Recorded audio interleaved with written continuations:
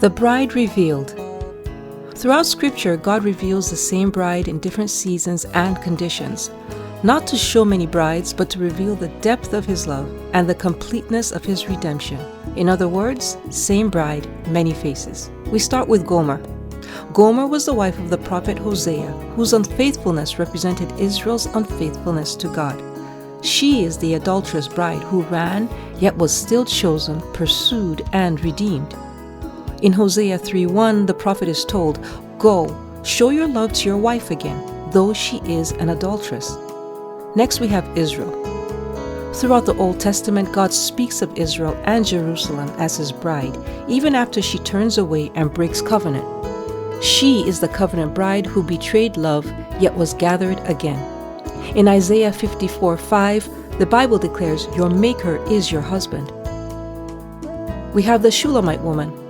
The Shulamite woman is a humble woman, not royalty, not elevated by status, and not presented as someone worthy of a king's pursuit by human standards.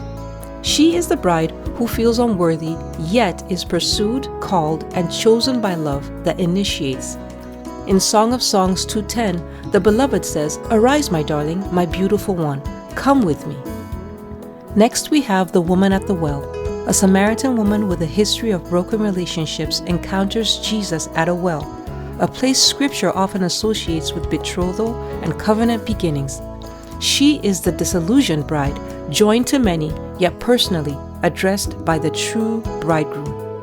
In John 4:10, Jesus says to her, "If you knew the gift of God and who it is that asks you for a drink, you would have asked Him, and He would have given you living water." Next we have Mary Magdalene. Mary Magdalene loved Jesus with costly devotion and anointed Him in a moment of deep spiritual insight.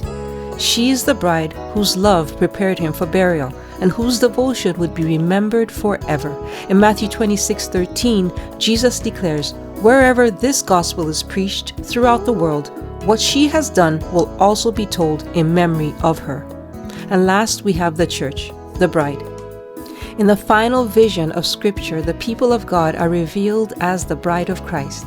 She is the bride who has been prepared, purified, and made ready for union. In Revelation 19:7, Scripture proclaims, "For the wedding of the Lamb has come, and His bride has made herself ready."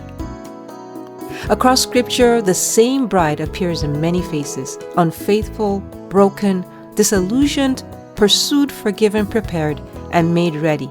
In Scripture, 7 is often used to signify completion. We see this clearly in the Samaritan woman. She had been with 6 men, relationships marked by incompleteness and unmet longing.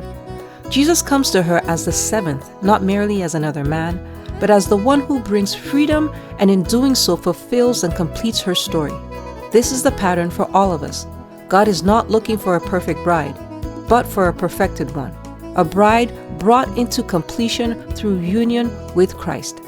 Ours is not a story about perfection, it is a story about redemption. Different faces, one bride, perfected by love.